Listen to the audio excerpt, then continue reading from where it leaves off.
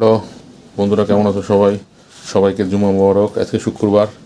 আজকে বন্ধু তোমাদেরকে দেখানোর চেষ্টা করতেছি আমরা শুক্রবারের আমাদের স্পেশাল বলতে কী বোঝায় বা কী হয়।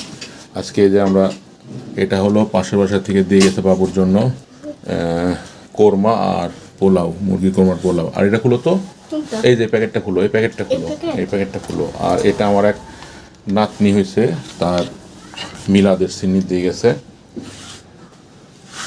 খাও, তুমি খাও। আর আমাদের জন্য কি রাঁধছো দেখি? মুরগি করছি এতগুলো? সবটাই একবার একটু বেশি করে নিলাম, শরীরটা খারাপ থাকলে একটু বক্সে বক্সে উঠায় রাখবো নি। আচ্ছা আচ্ছা আচ্ছা আচ্ছা আচ্ছা আচ্ছা। বাবু করে দিব নি। আর ভাত আমার হচ্ছে, দেরি আছে। ভাতটা না করলেও চলতো, তাও করলাম। না, সমস্যা নেই। শরীর খারাপ দেখে দেখে মামি দিয়ে গেছে বাবুকে। আসলে রিজিক আল্লাহর হাতে বুঝাই দেয়। আমরা প্রথমে মনে করছিলাম যে মুরগিতে আমরা ভাত খাবো সবাই মিলে।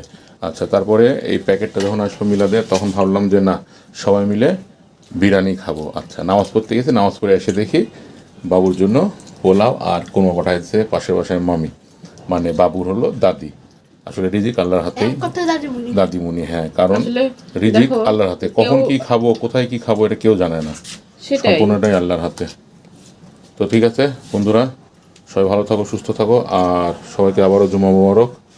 সবাই ভালো থাকো, সুস্থ থাকো, শরীর যেন সবার ভালো থাকে। আল্লাহ হাফেজ দিয়ে দাও বাবু, স্বপ্ন দিয়ে দাও। আল্লাহ হাফেজ। পিছন থেকে ক্যামেরা